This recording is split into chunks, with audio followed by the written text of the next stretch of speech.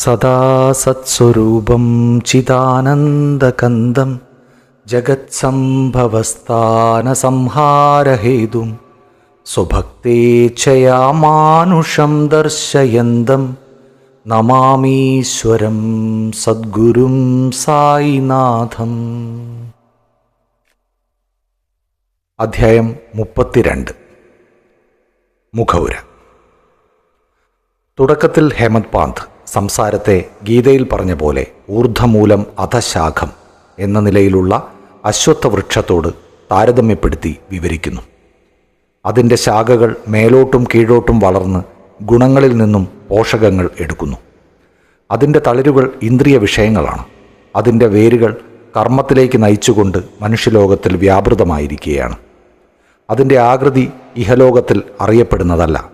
അതുപോലെ തന്നെ അതിൻ്റെ ആദ്യമോ അവസാനമോ ആലംബമോ ആർക്കും അറിയുന്നില്ല. ഈ രൂഢമൂലമായ അശ്വത്ഥവൃക്ഷത്തെ നിസ്സംഗതയാകുന്ന മൂർച്ചയേറിയ ആയുധം കൊണ്ട് ഛേദിച്ച് മുന്നോട്ടുള്ള വഴി തേടേണ്ടതും ആ വഴിയെ പോയാൽ ഒരിക്കലും മടങ്ങിപ്പോരേണ്ടാത്തതുമാകുന്നു. ഈ വഴിയെ പോകാൻ നല്ലൊരു വഴികാട്ടി, ഗുരു, അത്യന്താപേക്ഷിതമാണ്. ഒരുവൻ എത്രമാത്രം പണ്ഡിതനായാലും എത്രമാത്രം അയാൾ വേദവും വേദാന്തവും പഠിച്ചിരുന്നാലും അയാൾക്ക് അയാളുടെ പ്രാപ്യസ്ഥാനത്ത് സുരക്ഷിതമായി എത്തുവാൻ കഴിയുന്നില്ല. വഴികാട്ടി അയാളോടൊപ്പമുണ്ടായി നേർവഴിയിലൂടെ കൊണ്ടുപോകുമ്പോൾ വന്യമൃഗങ്ങളെയും അഗാധഗർത്തങ്ങളെയും ഒഴിവാക്കി സുഗമമായ വഴിയിലൂടെ പോവാൻ അയാൾ ശക്തനാവുന്നു. ബാബയുടെ അനുഭവം ബാബ തന്നെ പറഞ്ഞതായി നമുക്കറിയാൻ കഴിയുന്നത് വിസ്മയാവഹവും ആ കഥ ശ്രദ്ധിക്കുന്നവർക്ക് അടിയുറച്ച വിശ്വാസവും ഭക്തിയും മോക്ഷവും സുസാധ്യമാക്കുന്നതുമാണ്. അന്വേഷണം. ബാബയുടെ കഥ. ഒരിക്കൽ ഞങ്ങൾ 4 പേർ പുരാണ ഇതിഹാസങ്ങളൊക്കെ പഠിച്ച് വിജ്ഞാനം സമ്പാദിച്ച് ബ്രഹ്മൻ്റെ സ്വഭാവത്തെപ്പറ്റി ചർച്ച ചെയ്യുകയായിരുന്നു. ഞങ്ങളിൽ ഒരാളുടെ അഭിപ്രായം നാം തന്നെ നമ്മെ ഉന്നമനത്തിലെത്തിക്കണമെന്നും അതിലാരെയും ആശ്രയിക്കേണ്ടതില്ലെന്നുമായിരുന്നു. രണ്ടാമൻ്റെ അഭിപ്രായം മനസ്സിനെ നിയന്ത്രിക്കാനാവുന്നവൻ അനുഗ്രഹീതനാണെന്നും നാം ചിന്തയിൽ നിന്നും സ്വതന്ത്രനായാൽ നാം അല്ലാതെ ലോകത്തിലൊന്നുമില്ലെന്ന് ബോധ്യപ്പെടുമെന്നുമായിരുന്നു. മൂന്നാമൻ പറഞ്ഞത് ലോകം സദാ മാറിക്കൊണ്ടിരിക്കുന്നതാണെന്നും മാറ്റമില്ലാത്തത് അരൂപ ബ്രഹ്മം മാത്രമാണെന്നും അതുകൊണ്ട് നമുക്ക് യാഥാർത്ഥ്യവും മിഥ്യയും തമ്മിൽ തിരിച്ചറിയാനുള്ള വിവേകമാണ് വേണ്ടത് എന്നുമായിരുന്നു.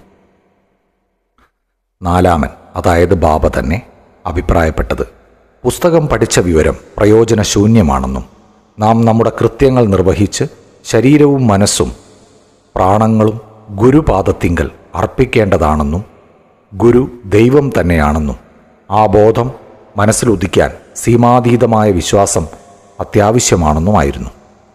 ഇങ്ങനെ ചർച്ച ചെയ്തുകൊണ്ട് പണ്ഡിതന്മാരായ ഞങ്ങൾ 4 പേരും ദൈവാന്വേഷികളായി ഒരു കാട്ടിനുള്ളിലൂടെ നടക്കാൻ തുടങ്ങി. മറ്റു 3 പേർക്കും ആരുടെ സഹായവും കൂടാതെ സ്വതന്ത്ര ബുദ്ധിയോടുകൂടി അന്വേഷണം നടത്തണമെന്നായിരുന്നു. വഴിക്ക് വെച്ച് ഒരു വനചാരി ധാന്യം മുതലായവ കാളപ്പുറത്ത് വെച്ച് നടന്ന് കച്ചവടം ചെയ്യുന്ന താണജാതിയിൽപ്പെട്ട ഒരാൾ ഞങ്ങളെ കണ്ടു ചോദിച്ചു, ഇപ്പോൾ നല്ല ചുട്ട വെയിലാണല്ലോ, നിങ്ങൾ ഇങ്ങനെ എത്ര കണ്ട് ദൂരം എവിടം വരെ പോകുന്നു? ഞങ്ങൾ കാട്ടിൽ തിരയാൻ പോവുകയാണെന്ന് മറുപടി പറഞ്ഞു. അപ്പോൾ നിങ്ങൾ എന്ത് തിരഞ്ഞാണ് പോകുന്നത് എന്ന് ചോദിച്ചതിന് ഞങ്ങൾ ഒഴിവ് കഴിവായി പല മറുപടിയും കൊടുത്തു. ഞങ്ങൾ ഒരു പ്രത്യേക ഉദ്ദേശമില്ലാതെ നടക്കുന്നവരാണെന്ന് കണ്ട് അയാൾ വീണ്ടും ഇപ്രകാരം പറഞ്ഞു, ഈ കാട് വേണ്ട പോലെ അറിയാതെ ഇതിൽ നിങ്ങൾ ചുറ്റിത്തിരിയരുത്.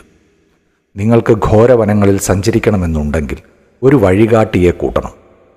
ഈ ചൂടെടുക്കുന്ന ഉച്ച സമയത്ത് എന്തിനാണ് നിങ്ങൾ അനാവശ്യമായി അലഞ്ഞു നടന്ന് ക്ഷീണിതരാവുന്നത്?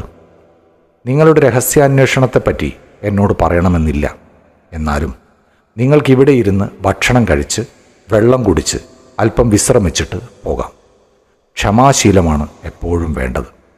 അയാൾ വളരെ ദയയോടുകൂടിയാണ് പറഞ്ഞതെങ്കിലും അയാളുടെ അപേക്ഷ നിരസിച്ച് ഞങ്ങൾ പോവുക തന്നെ ചെയ്തു. ഞങ്ങൾക്ക് വേണ്ടത് ഞങ്ങൾക്കറിയാമെന്നും ആരുടെയും സഹായം ആവശ്യമില്ലെന്നുമായിരുന്നു ഞങ്ങളുടെ വിശ്വാസം. കാട് വളരെ ഇടുങ്ങിയതും യാതൊരു ചവിട്ടടിപ്പാത പോലും ഇല്ലാത്തതുമായിരുന്നു. കുറച്ചുകൂടി പോയപ്പോഴേക്കും വൃക്ഷനിബിഡത കൊണ്ട് സൂര്യരശ്മിക്കും കൂടി പ്രവേശിക്കാനാവാതെ ഇരുളടഞ്ഞതായിട്ടാണ് കണ്ടത്. അങ്ങനെ ഞങ്ങൾ വഴി പിഴച്ച് പല വഴിക്കും വളരെ നേരം അലഞ്ഞു തിരിഞ്ഞ് നടന്നു. അവസാനം ഭാഗ്യവശാൽ ഞങ്ങൾ പുറപ്പെട്ട സ്ഥലത്ത് തന്നെ വന്നുപെട്ടു. വനചാരി വീണ്ടും ഞങ്ങളെ കണ്ട്, നോക്കിൻ, നിങ്ങളുടെ സ്വന്തം കഴിവിൽ വിശ്വസിച്ച് നിങ്ങൾക്ക് വഴിതെറ്റി. ചെറുതായാലും വലുതായാലും എല്ലാ കാര്യത്തിലും നമുക്ക് മാർഗനിർദ്ദേശം തരാൻ ഒരു വഴികാട്ടി ഉണ്ടായിരിക്കേണ്ടത് ഒഴിച്ചുകൂടാത്ത ഒരാവശ്യമാണ്. വിശന്ന വയറുമായി നടത്തുന്ന ഒരന്വേഷണവും വിജയപ്രദമാവാൻ കഴിയുന്നതല്ല. ദൈവകൽപ്പിതം കൊണ്ടല്ലാതെ നാം വഴിക്ക് വെച്ച് ആരെയും കാണുന്നില്ല. തരുന്ന ഭക്ഷണം ഉപേക്ഷിക്കരുത്. വിളമ്പിയ പാത്രം തട്ടി നീക്കരുത്. ഭക്ഷണം കിട്ടുന്നത് വിജയസൂചനയായി കണക്കാക്കണം എന്ന് പറഞ്ഞു. അയാൾ ഞങ്ങൾക്ക് ഭക്ഷണം തന്നുകൊണ്ട് ക്ഷമാശീലരും ശാന്തരുമായിരിക്കാൻ ആവശ്യപ്പെട്ടു. യാതൊരു ഭക്ഷണവും കഴിക്കാതെയും യാതൊരു അന്വേഷണവും നടത്താതെയും ദുർവാശിക്കാരായ ഞങ്ങളിൽ 3 പേർ പോവാൻ തുടങ്ങി. വിശപ്പും ദാഹവും സഹിക്കവയ്യാത്ത ഞാൻ വനചാരിയുടെ സ്നേഹപൂർവ്വമുള്ള പെരുമാറ്റത്തിൽ ആകൃഷ്ടനായി. ഞങ്ങൾ പണ്ഡിതന്മാരാണെന്ന് സ്വയം വിശ്വസിച്ചിരുന്നുവെങ്കിലും ദയാദാക്ഷിണ്യം എന്തെന്ന് ഞങ്ങൾക്കറിഞ്ഞുകൂടായിരുന്നു. വനചാരി അക്ഷരജ്ഞാനമോ യോഗ്യതയോ ഇല്ലാത്ത ഒരു താണജാതിക്കാരനായിരുന്നു. എങ്കിലും അയാൾക്ക് സമസൃഷ്ടികളോടുള്ള സ്നേഹം ഹൃദയത്തിലുണ്ടായതിനാലാണ് ഞങ്ങളെ ഭക്ഷണത്തിന് ക്ഷണിച്ചത്. ഒരു പ്രത്യേക നേട്ടത്തിനുമല്ലാതെ മറ്റുള്ളവരെ സ്നേഹിക്കുന്നവനാണ് ജ്ഞാനി എന്നും അയാളുടെ ആതിഥ്യം സ്വീകരിക്കലാണ് വിജ്ഞാന സമ്പാദനത്തിനുള്ള നല്ല തുടക്കമെന്നും ഞാൻ തീരുമാനിച്ചു. അങ്ങനെ ബഹുമാന പുരസ്സരം ഞാൻ അയാൾ തന്ന ഭക്ഷണം സ്വീകരിച്ച് ഭക്ഷിക്കുകയും വെള്ളം കുടിക്കുകയും ചെയ്തു. അപ്പോഴേക്കും നോക്കുക, ഗുരു പെട്ടെന്ന് പ്രത്യക്ഷപ്പെട്ട് ഞങ്ങളുടെ മുന്നിൽ വന്നു നിന്ന് എന്തായിരുന്നു തർക്ക വിഷയം എന്ന് ചോദിച്ചു. ഞാൻ ഉണ്ടായ സംഭവങ്ങളെല്ലാം അദ്ദേഹത്തോട് പറഞ്ഞു. അപ്പോൾ അദ്ദേഹം ചോദിച്ചു, നീ എൻ്റെ കൂടെ വരാൻ ഇഷ്ടപ്പെടുന്നുവോ? ഞാൻ നിനക്ക് വേണ്ടത് കാണിച്ചു തരാം. ഞാൻ പറയുന്നത് വിശ്വസിക്കുന്നവന് മാത്രമേ വിജയിക്കാൻ കഴിയൂ എന്ന് പറഞ്ഞു. മറ്റുള്ളവർ അദ്ദേഹം പറഞ്ഞ വാക്കുകൾ ഇഷ്ടപ്പെടാതെ അവിടെ നിന്നും പോയി. ഞാൻ അദ്ദേഹത്തെ ബഹുമാന പുരസ്സരം നമസ്കരിച്ച് അദ്ദേഹത്തിൻ്റെ കൽപ്പനകൾ സ്വീകരിച്ചു. അദ്ദേഹം എന്നെ ഒരു കിണറ്റിനരികെ കൊണ്ടുപോയി. എൻ്റെ കാലുകൾ ഒരു കയറുകൊണ്ട് കെട്ടി തല കീഴായി കിണറ്റിനുള്ളിലേക്ക് ഒരു മരത്തിന്മേൽ കെട്ടിത്തൂക്കി. ഞാൻ വെള്ളത്തിൽ നിന്നും 3 അടി ഉയരത്തിലായിരുന്നു. വെള്ളം വായ കൊണ്ടോ കൈകൊണ്ടോ തൊടാൻ കഴിയുമായിരുന്നില്ല. എന്നെ ഇങ്ങനെ കെട്ടിത്തൂക്കി അദ്ദേഹം എവിടേക്കോ പോയി. 4-5 മണിക്കൂർ കഴിഞ്ഞ് അദ്ദേഹം മടങ്ങി വന്ന് എന്നെ വേഗം പുറത്തേക്കെടുത്ത് എങ്ങനെ ഉണ്ടായിരുന്നു എന്ന് ചോദിച്ചു. ഞാൻ പരമാനന്ദത്തിലായിരുന്നു.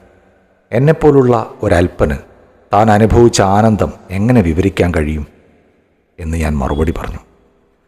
എൻ്റെ ഉത്തരം കേട്ട് സന്തുഷ്ടനായ ഗുരു എന്നെ ഗാഠാലിംഗനം ചെയ്ത് മേലെല്ലാം തലോടി എന്നെ കൂടെ താമസിപ്പിച്ചു. അദ്ദേഹം ഒരു തള്ളപ്പക്ഷി കുഞ്ഞിനെ നോക്കും പോലെ എന്നെ നോക്കിയിരുന്നു. എന്നെ അദ്ദേഹം അദ്ദേഹത്തിൻ്റെ കമനീയമായ വിദ്യാലയത്തിൽ ചേർത്തി. അവിടെ ഞാൻ മാതാപിതാക്കന്മാരെ പോലും വിസ്മരിച്ചു പോയി. എൻ്റെ എല്ലാ ബന്ധങ്ങളും അവിടെ വെച്ച് ഇല്ലാതാക്കി. എന്നെ സ്വതന്ത്രനാക്കി. അദ്ദേഹത്തിൻ്റെ കഴുത്തിൽ കെട്ടിപ്പിടിച്ച് അദ്ദേഹത്തെ തന്നെ നിർനിമേഷനായി നോക്കിയിരിക്കാൻ ഞാൻ ആഗ്രഹിച്ചു. അദ്ദേഹത്തിൻ്റെ രൂപം ദൃഷ്ടിയിൽ സ്ഥിരപ്രതിഷ്ഠമാകുന്നില്ലെങ്കിൽ അന്ധതയാണ് സുഖമെന്ന് ഞാൻ വിശ്വസിച്ചു. അത്തരത്തിലുള്ളതായിരുന്നു ആ വിദ്യാലയം. അതിൽ പ്രവേശിച്ച ഒരുത്തനും വെറും കൈയോടെ മടങ്ങില്ല. എൻ്റെ ഗുരു എനിക്ക് സർവസ്വമായിരുന്നു. എൻ്റെ വീടും ധനവും മാതാപിതാക്കളും എല്ലാം അദ്ദേഹമായിരുന്നു. എൻ്റെ എല്ലാ ജ്ഞാനേന്ദ്രിയങ്ങളും സ്വസ്ഥാനം ഉപേക്ഷിച്ച് ദൃഷ്ടിയിൽ കേന്ദ്രീകരിക്കുകയും ദൃഷ്ടിയെ ഞാൻ ഗുരുവിൽ ഉറപ്പിക്കുകയും ചെയ്തു. അത്തരത്തിലായിരുന്നു എൻ്റെ ഗുരു. എല്ലാ ധ്യാനത്തിലും അദ്ദേഹത്തെ മാത്രമല്ലാതെ മറ്റൊന്നും ഞാൻ അറിഞ്ഞിരുന്നില്ല. അദ്ദേഹത്തെ ധ്യാനിച്ചു കൊണ്ടിരിക്കുമ്പോൾ എൻ്റെ മനോബുദ്ധികൾ സ്തംഭിച്ചു പോകയാൽ ഞാൻ ശാന്തനായി അദ്ദേഹത്തെ മനസ്സാ നമിക്കേണ്ടി വരുമായിരുന്നു.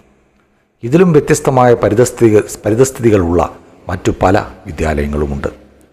വിദ്യാർത്ഥി അവിടെ പോയി പണവും അധ്വാനവും സമയവും ചെലവഴിച്ച് അവസാനം പശ്ചാത്തപിക്കേണ്ടി വരുന്നു. അവിടങ്ങളിലെ ഗുരുക്കന്മാർ അവരുടെ ഗൂഢജ്ഞാനത്തെപ്പറ്റിയും നേർവഴിയെപ്പറ്റിയും വീമ്പടിക്കും. അവരുടെ മഹാത്മ്യത്തെയും പുണ്യവാളത്വത്തെയും പ്രദർശിപ്പിക്കുമെങ്കിലും അവരിൽ കരുണ മാത്രം കാണില്ല. അവർ കണ്ടമാനം പ്രസംഗിക്കും, ആത്മപ്രശംസ നടത്തും. പക്ഷെ അവരുടെ വാക്കുകൾ ശിഷ്യൻ്റെ ഹൃദയത്തിൽ തട്ടുകയോ ശിഷ്യൻ അവയിൽ വിശ്വാസം ജനിക്കുകയോ ചെയ്യുന്നില്ല. ആത്മാനുഭവമാണെങ്കിൽ അവർക്കൊട്ടില്ലതാനും. പിന്നെ എങ്ങനെയാണ് അത്തരം വിദ്യാലയങ്ങൾ ശിഷ്യന്മാർക്ക് ഉപകാരപ്രദമാവുന്നതും ശിഷ്യന് നേട്ടമുണ്ടാക്കുന്നതും? ഞാൻ പറഞ്ഞ ഗുരു അത്തരക്കാരനല്ലായിരുന്നു. അദ്ദേഹത്തിൻ്റെ അനുഗ്രഹം കൊണ്ട് എനിക്ക് യാതൊരു അധ്വാനമോ പഠിപ്പോ കൂടാതെ ആത്മജ്ഞാനം സിദ്ധിച്ചു. എനിക്കെല്ലാം പകൽ വെളിച്ചം പോലെ വ്യക്തമായതിനാൽ ഒന്നും അന്വേഷിക്കാനില്ലായിരുന്നു. തല കീഴായി തൂക്കിയതിൽ എനിക്കെങ്ങനെ ആനന്ദം സിദ്ധിച്ചു എന്നത് ഗുരുവിന് മാത്രമേ അറിയാവൂ. ഞങ്ങൾ 4 പേരിൽ ഒരാൾ കർമാരാധനക്കാരനായിരുന്നതിനാൽ അയാൾക്ക് ഏതെല്ലാം കർമ്മമാണ് ചെയ്യേണ്ടത്, ഏതെല്ലാം ചെയ്തുകൂടാ എന്നു മാത്രമേ അറിവുണ്ടായിരുന്നുള്ളൂ. രണ്ടാമൻ ജ്ഞാനിയായിരുന്നതിനാൽ അറിവിനെക്കുറിച്ച് അഹംഭാവം മാത്രമായിരുന്നു അയാൾക്കുള്ളത്. മൂന്നാമൻ ഭക്തനായിരുന്നതിനാൽ എല്ലാം ദൈവത്തിൽ സമർപ്പിച്ചിരിക്കുകയായിരുന്നു. ഇവർ ചർച്ച തുടങ്ങി വെച്ചപ്പോൾ ദൈവത്തെപ്പറ്റി പ്രശ്നം പൊന്തി വന്ന് അവർ ദൈവത്തെ ആരുടെയും സഹായമില്ലാതെ അന്വേഷിച്ചു തുടങ്ങിയതായിരുന്നു. വിവേകത്തിൻ്റെയും നിസ്സംഗത്വത്തിൻ്റെയും മൂർത്തിമത്ഭാവമായ സായി ആ 4 പേരിൽ ഒരാളായിരുന്നു. ബാബ തന്നെ പരബ്രഹ്മമായതിനാൽ ബാബ മറ്റുള്ളവരോട് ചേർന്ന് എന്തിനങ്ങനെ ഭോഷത്വം പ്രവർത്തിച്ചു എന്ന് ചിലർ ചോദിച്ചേക്കാം. അത് മറ്റുള്ളവരുടെ നന്മയ്ക്ക് വേണ്ടി, ഒരു ഉദാഹരണത്തിന് വേണ്ടി മാത്രം ബാബ പ്രവർത്തിച്ചതാണ്. ഇത് കണ്ട് മറ്റുള്ളവർ വഴി മനസ്സിലാക്കട്ടെ. സ്വയം ദൈവാവതാരമായിരുന്നിട്ടും വനചാരി കൊടുത്ത ഭക്ഷണം അന്നം ബ്രഹ്മമാണെന്ന് മനസ്സിലാക്കി ബാബ സ്വീകരിച്ചു. വനചാരി കൊടുത്ത ഭക്ഷണം സ്വീകരിക്കാത്തവരുടെ കഷ്ടത മനസ്സിലാക്കി തരുന്നതോടൊപ്പം ജ്ഞാനസമ്പാദനത്തിന് ഗുരു അത്യന്താപേക്ഷിതനാണെന്നും ബാബ നമ്മെ പഠിപ്പിച്ചു. തൈത്തിരി ഉപനിഷത്ത് മാതാ പിതാ ഗുരു എന്നിവരെ പൂജിക്കാനും വേദങ്ങൾ പഠിക്കാനും പറയുന്നുണ്ട്. ഇതെല്ലാം മനഃശുദ്ധി ഉണ്ടാക്കാനാണ്. മനഃശുദ്ധിയില്ലാത്തവർക്ക് ആത്മജ്ഞാനം അസാധ്യമാകുന്നു. മനോബുദ്ധി അഹങ്കാരങ്ങളൊന്നും ആത്മനിലെത്തുന്നില്ല. തെളിവുകളോ പരിശോധനകളോ അനുമാനങ്ങളോ നമ്മെ ഇതിൽ സഹായിക്കുന്നില്ല. ഗുരുവിൻ്റെ അനുഗ്രഹം മാത്രമാണ് കണക്കിലെടുക്കാനുള്ളത്. ധർമാർത്ഥ കാമങ്ങളെല്ലാം അധ്വാനം കൊണ്ട് ലഭ്യമാകുന്നവയാണ്. പക്ഷെ 4ാമത്തെ ഉപാധിയായ മോക്ഷം ഗുരുവിൻ്റെ സഹായം കൊണ്ട് മാത്രമേ ലഭ്യമാകൂ. ശ്രീ സായിനാഥൻ്റെ ദർബാറിൽ പലരും വന്ന് അവരുടെ കടമകൾ നിർവഹിക്കലുണ്ട്. ജ്യോത്സ്യന്മാർ വന്ന് ഫലം പറയും. രാജാക്കന്മാരും പ്രഭുക്കന്മാരും സാധാരണക്കാരും പാവങ്ങളും സന്യാസിമാരും യോഗിമാരും സംഗീതജ്ഞരും മറ്റു പലരും ദർശനത്തിനായി വരുന്നു. ഒരു യോഗി വന്ന് നമസ്കരിച്ച് സായിയാണ് യഥാർത്ഥ മാതാപിതാവ് എന്നും ജനന മരണങ്ങളിൽ നിന്ന് മോചിപ്പിക്കാൻ മറ്റാരുമില്ലെന്നും പറഞ്ഞു. പലതരം കളിക്കാരും നാടകക്കാരും നാട്യക്കാരും അന്ധന്മാരും മുടന്തന്മാരും മറ്റു പലരും അവിടെ വന്ന് ഓരോരുത്തർക്കും അനുയോജ്യമായ വിധം സ്വീകരിക്കപ്പെടുന്നു. അതുപോലെ വനചാരിയും അയാൾക്ക് വിധിച്ച കർമ്മം നിർവഹിച്ചെന്നേയുള്ളൂ. നമുക്ക് അടുത്ത കഥയിലേക്ക് പ്രവേശിക്കാം. നിരാഹാരവും മിസ്സിസ് ഗോഖലെയും. ബാബ ഒരിക്കലും നിരാഹാരം അനുഷ്ഠിക്കുകയോ മറ്റുള്ളവരെ നിരാഹാരം അനുഷ്ഠിക്കാൻ അനുവദിക്കുകയോ ചെയ്തിരുന്നില്ല. നിരാഹാരം അനുഷ്ഠിക്കുന്നവന് ഒരിക്കലും മനഃശാന്തി ഉണ്ടാവില്ല. പിന്നെ എങ്ങനെ അയാൾ പരമാർത്ഥം മനസ്സിലാക്കും? വിശക്കുന്ന വയറുമായി ദൈവത്തെ അറിയാൻ കഴിയില്ല. ആദ്യം ആത്മാവിനെ തൃപ്തമാക്കണം. ഭക്ഷണത്തിലെ പോഷണം സിദ്ധിച്ചില്ലെങ്കിൽ ഏത് കണ്ണുകൊണ്ട് ദൈവത്തെ കാണും? ഏത് നാക്കുകൊണ്ട് ദൈവത്തിൻ്റെ മഹാത്മ്യത്തെ പ്രകീർത്തിക്കും? ഏത് കാതുകൊണ്ട് അവ കേൾക്കും? ചുരുക്കത്തിൽ എല്ലാ അവയവങ്ങൾക്കും വേണ്ട പോഷകാംശങ്ങൾ കിട്ടിയാലേ നമുക്ക് ഏത് സാധനയും ചെയ്യാൻ കഴിഞ്ഞ് ദൈവത്തെ അറിയാൻ സാധിക്കൂ. അതുകൊണ്ട് നിരാഹാരവും അമിതാഹാരവും നല്ലതല്ല. ഭക്ഷണത്തിൽ ക്രമം പാലിക്കുന്നത് ശരീരത്തിനും നല്ലതാണ്. മിസ്സിസ് ഗോഖലെ എന്നു പേരായ ഒരു സ്ത്രീ മിസ്സിസ് കാശിബായ് കാനിത്കർ എന്നിവരിൽ നിന്നും ദാദാ കേൽക്കർക്ക് പരിചയപ്പെടുത്താനുള്ള ഒരു കത്തുമായി ശ്രുതിയിൽ വന്നു. അവർ ബാബയുടെ കാൽക്കൽ 3 ദിവസം ഉപവാസമിരിക്കാൻ തീരുമാനിച്ചാണ് വന്നത്. തലേന്ന് തന്നെ ദാദാ കേൽക്കറോട് ബാബ താൻ ഹോളി ഉത്സവകാലത്ത് ആരും പട്ടിണി കിടക്കാൻ അനുവദിക്കില്ലെന്നും അവർക്ക് പട്ടിണിയാണെങ്കിൽ താൻ എന്തിനാണ് ഇവിടെ എന്നും ചോദിച്ചിരുന്നു. പിറ്റേന്ന് ഈ സ്ത്രീ ദാദാ കേൽക്കറോട് കൂടി വന്ന് ബാബയുടെ കാൽക്കൽ ഇരുന്ന ഉടനെ ബാബ അവരോട് എന്താണ് പട്ടിണി കിടക്കുന്നതിൻ്റെ ആവശ്യം? ദാദാ ഭട്ടിൻ്റെ വീട്ടിൽ പോയി പുരൻ പോളിയുണ്ടാക്കി അയാളുടെ കുട്ടികൾക്ക് കൊടുത്ത് നീയും കഴിക്കണം എന്ന് പറഞ്ഞു. ഹോളി ഉത്സവകാലമാണ്. കേൽക്കറിൻ്റെ ഭാര്യ ഋതുവായിരുന്നതിനാൽ അവിടെ ഭക്ഷണം പാകം ചെയ്യാൻ ആരുമില്ലായിരുന്നു. അപ്പോൾ സായിബാബയുടെ ഉപദേശം അവസരോചിതമായിരുന്നു. മിസ്സിസ് ഗോഖലെ നിർദ്ദേശിച്ച പ്രകാരം ദാദാഭട്ടൻ്റെ വീട്ടിൽ പോയി പലഹാരമുണ്ടാക്കി കുട്ടികൾക്ക് കൊടുത്ത് അവരും ഭക്ഷിച്ചു. എന്തൊരു നല്ല കഥ! എന്ത് സുന്ദരമായ തത്വം! ബാബയുടെ സർക്കാർ. ബാബ താഴെ വിവരിക്കും പ്രകാരം തൻ്റെ കുട്ടിക്കാലത്തെ ഒരു കഥ പറഞ്ഞു. ഞാൻ കുട്ടിയായിരിക്കുമ്പോൾ ഭക്ഷണം അന്വേഷിച്ച് ബീഡ്ഗോമിൽ ചെന്നു. അവിടെ എനിക്കൊരു തുന്നൽ പണി കിട്ടി. ഞാൻ വളരെ കഠിനാധ്വാനം ചെയ്ത് പണിയെടുത്ത് മുതലാളിക്ക് എന്നിൽ സന്തോഷമായി. എനിക്ക് മുമ്പേ 3 കുട്ടികൾ അവിടെ പണിക്കാരായി ഉണ്ടായിരുന്നു. ഒരുത്തന് 50 രൂപയും രണ്ടാമത്തവന് 100 രൂപയും മൂന്നാമന് 150 ശമ്പളമായിരുന്നു. എനിക്കിതെല്ലാം ചേർന്നതിൻ്റെ ഇരട്ടിയായ 600 രൂപയും കിട്ടി. എൻ്റെ പ്രവൃത്തിയിലുള്ള സാമർഥ്യം കണ്ട് മുതലാളി എന്നെ സ്നേഹിക്കുകയും പുകഴ്ത്തുകയും ചെയ്തതിന് പുറമെ ഉടുപ്പും തലയെക്കെട്ടും ഷർട്ടും തന്ന് ആദരിക്കുകയും ചെയ്തു. ഞാൻ ഈ വസ്ത്രങ്ങൾ ഉപയോഗിക്കാതെ വെച്ചു. മനുഷ്യൻ തന്നത് അപൂർണവും അസ്ഥിരവുമാണെന്ന് ഞാൻ ചിന്തിച്ചു. പക്ഷേ എൻ്റെ സർക്കാർ ദൈവം തരുന്നത് കാലാകാലം നിലനിൽക്കും. മറ്റാരിൽ നിന്നുമുള്ള സമ്മാനവും അതിന് തുല്യമല്ല. എൻ്റെ സർക്കാർ എടുത്തോ എന്ന് പറയുന്നു. പക്ഷെ എല്ലാവരും എൻ്റെ അടുക്കൽ വന്ന് തരിക എന്ന് യാചിക്കുന്നു. ഞാൻ പറയുന്നതിൻ്റെ അർത്ഥം മനസ്സിലാക്കാൻ ആരും മെനക്കെടുന്നില്ല. എൻ്റെ സർക്കാരിൻ്റെ ഖജാന നിറഞ്ഞു വഴിയുകയാണ്. ഞാൻ പറയുകയാണ്, ഈ ധനം കോരി വണ്ടിക്കണക്കിന് കൊണ്ടുപോവിൻ. അമ്മ പെറ്റ മക്കളെല്ലാം ഈ ധനം കൊണ്ട് തന്നെത്താൻ നിറഞ്ഞിരിക്കണം എന്ന്. എൻ്റെ ഫക്കീറിൻ്റെ ചാതുര്യം, എൻ്റെ ഭഗവാന്റെ ലീല, എൻ്റെ സർക്കാരിൻ്റെ പ്രീതി പ്രത്യേകം തന്നെയാണ്. ഞാനോ ശരീരം മണ്ണിലും ശ്വാസം വായുവിലും ലയിക്കുന്നു. ഈ അവസരം ഇനി ഉണ്ടാവില്ല.